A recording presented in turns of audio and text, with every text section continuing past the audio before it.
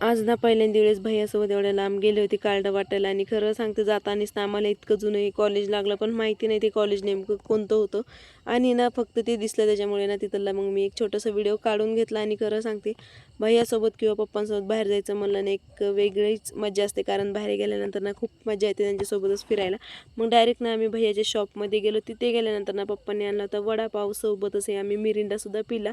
ऊनच एवढं होतं ना किती थंड खाल्लं तरी बरंच वाटेना. मग त्याच्यानंतर ना हा गोळा खाल्ला. एकतर लहानपणी ना ही गोळा मी लईदा खाल्ला होता पण आता ना खूप दिवसानंतर खाल्ला त्याच्यामुळे ना खूप भारीही लागला. आणि इथे ना बसचे जे हाफ कार्ड आहेत ना तर ते असे काही आहेत आणि भैया आणि पप्पा दोघेही त्यांचं काम करत होते.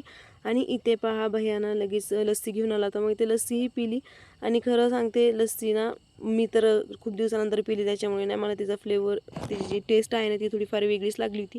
आणि लवकरच आता माझ्या मैत्रिणीचं लग्नही आहे त्याच्यामुळेच ना मी खास करून गेले होते मार्केटमध्ये.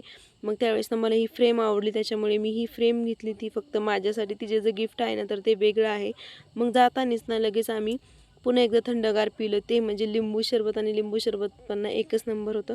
मग घरी गेलो. घरी गेल्यानंतर ना भैयानी अजून एक फ्रेम घेतलेली आहे जी तुम्हाला पुढं पाहायला भेटेल. चला मग व्हिडिओ आवडल्यास लाईक शेअर सबस्क्राईब करायला विसरू नका. भेटूया नवीन